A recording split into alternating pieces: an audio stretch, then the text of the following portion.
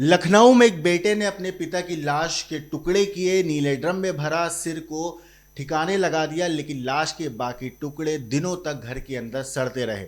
आज उस बेटे की कहानी में एक ऐसा अलग ट्विस्ट सामने आया है जिसने सबको हैरत में डाल दिया है। दरअसल पहले लग रहा था कत्ल की वजह नीट एग्जाम और एमबीबीएस की तैयारी है, लेकिन अब जो खबर निकलकर सामने आई है वो आपको चौंका देगी। अश्विनी, इस केस में अब जो अपडेट आई है वो क्या है? दरअसल मैं बता दूं कि जो पड़ोसी है उस एरिया के, उनसे बातचीत की गई जिसमें कई ऐसे खुलासे हो रहे हैं कि मानवेंद्र के घर पर कई लोगों का आना जाना था। इनमें से एक सबसे बड़ी वजह जो सामने आ रही है वो महिलाओं का आ रहा है कि कुछ महिलाओं से जो दोस्ती थी मानवेंद्र की वो सही नहीं थी, जिसे लेकर उनके बच्चों को ये चीज़ें सही नहीं लगती थी। उस घर में मानवेंद्र अपने बेटे और बेटी के साथ रहा करते थे और परिवार के अन्य लोग जो थे उसी प्लॉट में रहा करते थे। तो इस दरमियान आपको बता दूं कि जो खबरें आ रही है वो यही आ रही है कि कुछ लोग थे जो उनसे मिलते थे जो कि बच्चों को नहीं पसंद था। इसके अलावा क्योंकि उस घर में उनकी मम्मी नहीं थी और बेहद लंबे समय से उनकी मम्मी उस घर में नहीं थी, तो आप सोचिए कि एक सिंगल पापा को इन दोनों को ग्रोन अप करना पड़ा होगा, पाला होगा उन्होंने। तो ऐसे में उन्होंने कहीं ना कहीं मुझे लगता है कि उन्हें अपनी मम्मी की कमी खलती होगी। लेकिन जब बड़े होते गए और उन्हें हत्या के पीछे की वजह जब सामने आती है, हालांकि इनकी माँ का जो केस था वो ये बताया जा रहा है कि उन्होंने खुद से अपनी जान ले ली थी, लेकिन जिस तरह से बच्चों के मन में चीजें आ रही थी वो यही था कि माँ और पापा के बीच में झगड़ा था। झगड़ा एक ऐसा मुद्दा बनता है जिसकी वजह से उन्होंने अपनी माँ को खो दिया और माँ खुद को ही अपने आप से इस जिंदगी से वो खुद को खत्म कर लेती है।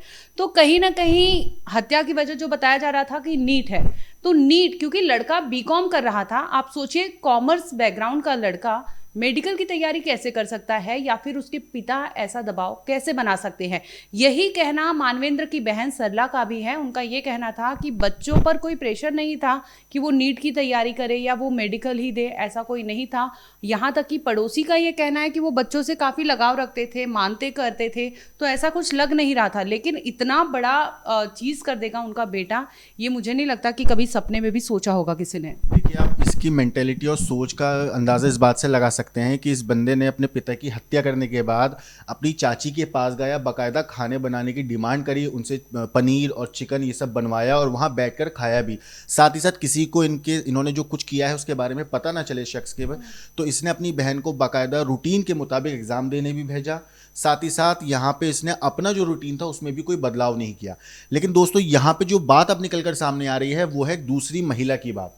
ऐसा कहा जा रहा है कि पिता की दूसरी शादी की बात चल रही थी और इसी वजह से जो बच्चे हैं और पिता है यानी मनिंदर और उन बच्चों के बीच में बन नहीं रही थी, और यही चीज़ को लेकर झगड़ा हुआ। झगड़ा इतना ज़्यादा बढ़ गया कि सोते हुए मनिंदर के सुबह 4:30 बजे 20 तारीख को पास से करीब से राइफल से हमला किया, गोली मारी गई। जब उनकी मौत हो गई तो ये भी है कि वहाँ ये खड़ा हुआ तब तक देखता रहा जब तक पिता की जान निकल नहीं गई, जब तक उनकी सांसें नहीं रुक गई। यहाँ पे ये सवाल उठता है कि राइफल से गोली चली है तो आवाज तो आई होगी। हाँ, और क्योंकि उस घर में और भी लोग रहते थे, उनके देवर थे उस घर में और इनके चाचा वाचा थे, तो कैसे किसी को पता नहीं चला कि इस घर में ऐसा कांड हुआ है। और मिसिंग कंप्लेंट दर्ज होता है और 4 दिन तक लोग तलाशते हैं कि वो गए कहाँ। हाँ, असल में ये जो आपने बोला ना, बहुत अच्छी चीज़ बोली कि परिवार पूरा, चाचा चाची भी रहते थे, आस पड़ोस के लोग भी, तो किसी को पता क्यों नहीं चला राइफल की आवाज़ से।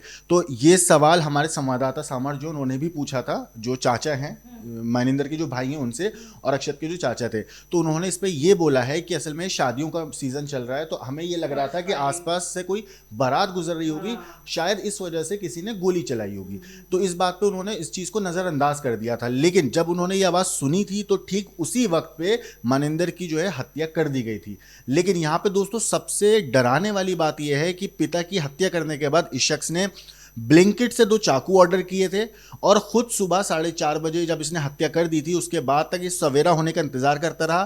फिर मार्केट जाकर ये टारपिन का तेल, नीला ड्रम और बाकी जो सामान था लाश काटने के लिए वो भी लेकर आया।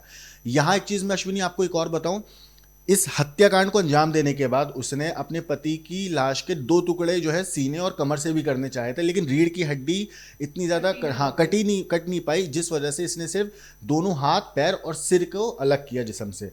और इसका ये भी कहना था कि ये चाहता था कि लाश को एक साथ ले जाकर डिस्पोज कर दे। लेकिन जब ये सिर गाड़ी में रख के पॉलिथीन के अंदर लेके जा रहा था उस टाइम पे कोई आ गया था, जिस वजह से ये पूरी लाश को एक साथ नहीं लेकर जा पाया था। लेकिन अश्विनी जब ये कट कर रहा था उस टाइम पे किसी को पता नहीं चला। ऐसे में सवाल ये भी उठता है, देखिए हम क्योंकि क्राइम रिपोर्टर हैं, हम कई खबरें ऐसे कवर कर चुके हैं, लेकिन सवाल ये है कि इतनी बड़ी वारदात को अंजाम देने के लिए कैसे कोई सोच सकता है। वो भी आप सोचिए, एक बेटा अपने पिता को मारने की बाकायदा प्लानिंग करता है, क्योंकि अगर मैं मानती हूँ कि उसने गुस्से में आके गोली मार दी हो, लेकिन उसके बाद का जो कांड है उसने पुलिस से कन्फेस नहीं किया और बड़ी ही आसानी से उसने पूरी प्लानिंग की कि लाश को कैसे ठिकाने लगाना है। उसका ये कहना था कि हाथ को मैं तो डिस्पोज ऑफ कर चुका था, इसके अलावा बॉडी के जो अन्य पार्ट्स थे उसका वो क्रियाकर्म भी करने वाला था। मतलब हिंदू मान्यता के अनुसार जो चीज़ें होती हैं मरने के बाद वो बकायदा वो रस्म करने वाला था, लेकिन इसी बीच उसकी जो चीज़ें हैं वो खुल जाती है और जब हत्या की वजह सामने आती है तो वो अपने आप में सबको चौंका कर रख देती है कि 19-20 साल के लड़के आखिर किस दिशा में आगे बढ़ रहे हैं और रिश्तों की कोई मर्यादा ही नहीं रही लोगों को कि इस तरह के कांड करने से वो डरते भी नहीं है। क्योंकि पड़ोसियों का लगातार बयान सामने आ रहा है जिसमें वो कहते हैं कि ये परिवार को देखकर ऐसे लगता ही नहीं था कि पिता या बेटे में कोई ऐसी चीज़ें हो, अनबन हो, जिसे देखकर लगता है कि इतना बड़ा वो कदम उठा लेगा। और सोचिए अपने आप में कि एक मर्डर को उसने बाकायदा प्लान किया, मर्डर किया, उसके बाद वो इतना हिम्मत रखता है कि लाश को भी ठिकाने लगा लेता है। ये अश्विनी आपको इसके शातिर होने के ऊपर अगर हम बात करें, कितना शातिर है, जैसे आपने कहा इस शख्स ने अपने पिता की हत्या करने के बाद घर से 20 किलोमीटर दूर जो है लाश लेके गया, लाश के टुकड़े जो थे डिस्पोज करने के लिए, और ठीक उसी जगह पे इसने जाके अपने पिता का फ़ोन जो था वो ऑन किया ताकि जो लास्ट लोकेशन है वो घर की ना दिखाई दे बल्कि उस जगह की दिखाई दे जहाँ पे ये ठिकाने लगाने गया था लाश को। इस चीज़ में दोस्तों मैं आपको बता दूं, जो इनकी पड़ोस के रहने वाली एक है महिला, उनका ये कहना है कि हम लोगों को पता चला कि मनिंदर की जो हत्या हुई है हमें देख के लगता नहीं था कि वो ऐसे होंगे, क्योंकि वो हर किसी से मिलजुल के रहते थे, कोई भी हो, बड़ा हो छोटा हो, सबसे अच्छे से बात करते थे। हालांकि अक्षत को लेकर ये कहा है कि अक्षत किसी से ज़्यादा घुलता मिलता नहीं था। और एक चीज़ और आपको पता है, अक्षत ना कुछ टाइम पहले घर से भाग भी चुका है और उस टाइम पे 6 पन्ने का लेटर लिख के भागा था। और उस टाइम पे इसने ऐसा कहा था कि पिता से ये बोल रहा था कि आप जो पैथोलॉजी की लैब चला रहे हो इसको ना चला के या तो कोई लॉन शादी ब्याह के लिए जो यूज़ होता है वो, या फिर कोई रेस्टोरेंट खोलो ताकि जिससे हमें ज़्यादा पैसा आ सके। लेकिन पिता जो थे वो लगातार मना कर रहे थे। ये भी एक बात निकल कर आई थी कि शायद इस वजह से इसने हत्या की है। लेकिन अब जो महिला का एंगल निकल कर सामने आया है उसने हर किसी को हैरत में भी डाल दिया है और चौंका भी दिया है। लेकिन अभी तक बेटी की इस केस में कितनी भूमिका है ये साफ नहीं हो पाई है। देखिए, अगर महिला की बात कर रहे हैं कि मानवेंद्र काफ़ी लंबे समय से मुझे लग रहा है कि सिंगल पेरेंट थे और अपने बच्चों को वो खुद ही पाले हैं और बड़ा किए हैं, तो ऐसे में अगर किसी और लड़की का या फिर महिला का उस घर में आना जाना था तो ये बच्चे वाकई उनके मानसिक स्थिति पे ये सब चीज़ें ट्रॉमेटाइज हो जाते हैं। जैसे कि अंशुमन दुबे उनके पड़ोसी हैं, उनका कहना था कि ये सब चीज़ें मोहल्ले में छिपती नहीं है, घर पे कौन आता जाता था ये बखूबी सबको पता था और कहीं ना कहीं ताने कसते थे लड़कों को या खेलने जाते थे मोहल्ले में वो सुनते थे। तो ये चीज़ भी हो सकता है वन ऑफ द रीज़न हो कि वो आहत हो गया था और हो सकता है उसने पापा से बात की हो, ना समझे हो, जिसके बाद उसने इस तरह के कांड को अंजाम दिया।